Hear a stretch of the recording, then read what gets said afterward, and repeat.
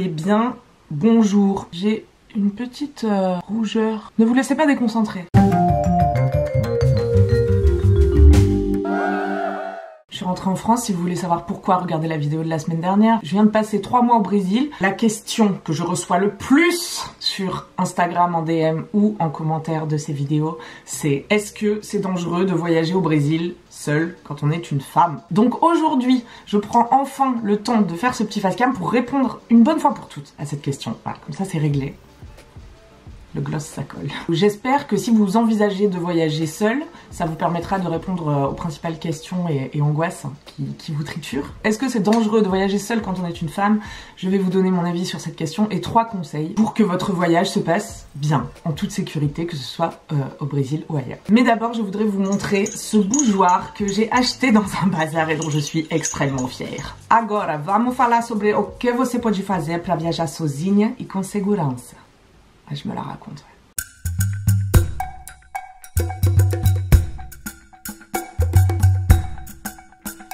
Conseil numéro 1, n'ayez pas peur de la solitude. Si vous angoissez de partir seul parce que vous aimez pas être seul, sachez que c'est un faux problème. Tous les backpackers vous le diront, on reste vraiment jamais seul très longtemps dans un voyage solo. En particulier si vous logez dans des hostels, vous serez dans des dortoirs ou même si vous prenez une chambre privée, dans les lieux communs, vous allez rencontrer des gens, c'est une certitude. Si vous partez spécifiquement à Rio, je vous ai mis une liste d'hébergements safe où vous rencontrerez des gens sympas, où vous serez hosté par des gens sympas, comme c'est dit en français. Je vous mets son lien là. A priori, si vous partez en voyage seul, la solitude sera pas vraiment un problème. Moi, mon conseil, ce serait plutôt à l'inverse, d'apprendre à dire non. Moi, je pense que c'est très important, si vous voyagez seul, de vraiment savoir mettre vos limites parce que justement, vous allez vous retrouver embarqué dans des groupes qui vont vous proposer de faire 1000 activités. Et puis, parce que les amis qu'on se fait en voyage, souvent, parfois, c'est des amis par défaut, quoi. On prend les amis qu'on a là sur place, quoi. Voilà, on prend les amis qu'on a sous la main et il se peut que vous ayez pas envie de passer tout votre temps avec des gens qui vous correspondent pas vraiment. C'est vraiment trop cool de se lier spontanément à quelqu'un, à un groupe et d'aller, je ne sais pas, à la cascade. C'est un exemple pour les initiés de cette chaîne. Mais si vous êtes quelqu'un qui avait du mal à dire non, c'est aussi facile de perdre de vue ce qu'on avait vraiment l'envie, le temps ou le budget de faire et de se laisser un peu embarqué par le programme des autres. Dire non, c'est aussi très utile quand un inconnu dans la rue vous propose vous ne savez pas quoi puisque vous ne parlez pas sa langue. Donc apprenez à dire non, commencez chez vous dans votre quotidien. Franchement, ça vous servira en voyage, ça vous servira dans la vie. Et la vie, n'est-ce pas finalement un grand voyage? Allez, deuxième conseil, écoutez les locaux. À Rio, j'ai rencontré 2 mecs qui étaient amis, qui voyageaient ensemble, des Espagnols, dont les mamans étaient très inquiètes qu'ils partent voyager à Rio. Et je vous donne cet exemple parce que donc il s'agissait de 2 hommes adultes qui voyageaient en plus à 2. Et je vous donne cet exemple parce que si vous flippez de partir seul, c'est peut-être aussi parce que votre entourage flippe de vous voir partir seul. Donc je voudrais affirmer ici que le monde est bien meilleur que ce que les médias veulent bien nous en montrer. Complotisme, les gens sont gentils. Non mais c'est vrai, la majorité des gens sont gentils dans le monde. Heureusement, putain. Il faut bien sûr faire ce que les mamans appellent attention. Même dans votre ville, vous faites attention. Ça veut dire, au minimum, voilà, pas prendre de risques inutiles. Il y a certains pays, c'est le cas du Brésil, qui ont une réputation affreuse en matière de sécurité. Alors, si on prend l'exemple de Rio, oui, c'est une grande ville. Oui, il y a du trafic, des gangs, des quartiers où vous ne pourrez pas aller seul. Je pense que de l'extérieur, on peut avoir l'image d'un truc complètement chaotique et ultra violent. La vie quotidienne à Rio est quand même relativement normale, et les femmes de Rio sortent pour travailler, faire leur vie, donc il n'y a pas de raison que vous puissiez pas en faire de même pendant votre voyage. Si vous suivez bien sûr quelques règles de bon sens, je vais vous donner celles qui me paraissent les plus logiques et nécessaires juste après, mais je voulais dire avant aussi qu'en réalité les endroits où vous allez être le plus susceptible de vous faire voler, par exemple à Rio, c'est les endroits les plus touristiques. Et puis glisser au passage qu'en 2015 à Rio, un homicide sur 5 était commis par la police. Le danger ne vient pas forcément toujours d'où l'on croit aussi. Hein, voilà. C'était un petit coup de gueule discret.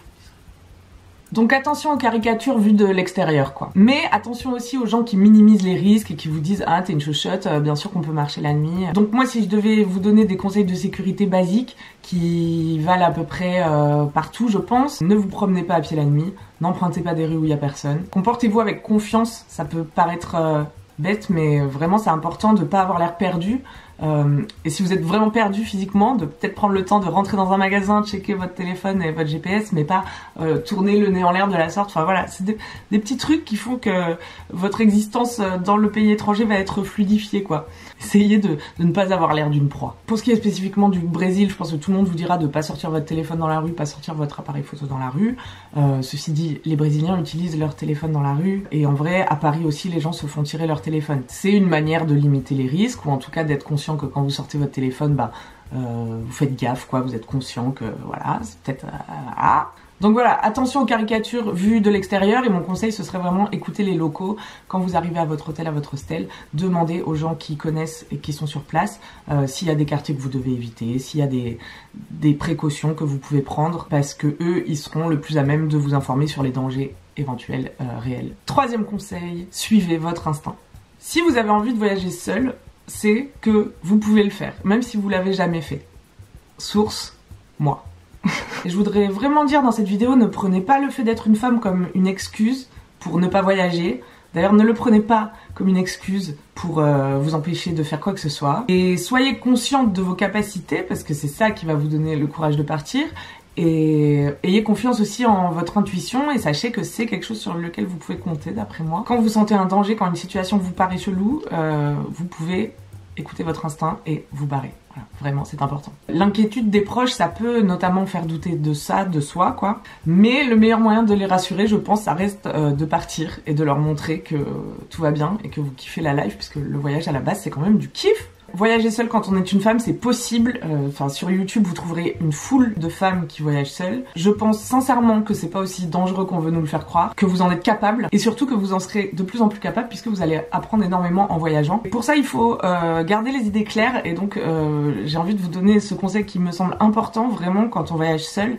Faut faire gaffe à pas se bourrer la gueule ou utiliser des drogues, parce que c'est vraiment le meilleur moyen de se mettre dans des situations merdiques. Si vous êtes dans un environnement que vous connaissez pas, vous maîtrisez pas la langue, vous connaissez pas la ville, potentiellement vous avez pas un pote à appeler si vous arrive une merde, ou voilà. Rider la night tout seul et exagérer sur la consommation d'alcool et tout, c'est vraiment risqué, je pense, quand on voyage seul. N'acceptez pas les verres d'inconnus, faites gaffe à vos verres, mais bon, ça c'est un conseil qu'on peut donner aux hommes comme aux femmes, à Rio comme à Paris, tu vois, donc c'est du bon sens aussi. Donc encore une fois, laissez pas les fantasmes prendre le pas sur votre envie de voyager, parce que ce serait trop dommage, et parce qu'en réalité, si on réfléchit comme ça, on sort plus de chez nous, tu vois. Moi, si j'ouvre le Parisien à la rubrique faits divers, là, ça va pas me donner envie d'aller me balader dans Paname. Il y a des précautions à prendre, vous pouvez compter sur votre instinct, you can do it. Parce que, en conclusion, voyager c'est génial. Il faut pas l'oublier, ça, quand même. C'est la meilleure chose de la vie. Après, manger peut-être. Manger en voyageant, le top. Donc j'espère que cette vidéo vous a rassuré et vous a donné envie d'acheter votre billet d'avion fucking tout de suite. Si vous avez des questions ou des conseils pour voyager seul, nous les attendons, belle communauté que nous sommes, en commentaire. Mettez un pouce à cette vidéo si elle vous a été utile. Abonnez-vous à cette chaîne si c'est pas déjà fait, merci. Vous pouvez également me suivre sur Instagram où je fais des blagues, où je vous mettrai bientôt où je joue du stand-up, puisque je vais reprendre le stand-up incessamment sous peu. Je le dis publiquement pour ne plus pouvoir revenir en arrière. Donc en attendant la prochaine vidéo, see you sur Insta. On se voit dimanche prochain. Prenez soin de vous. Ciao.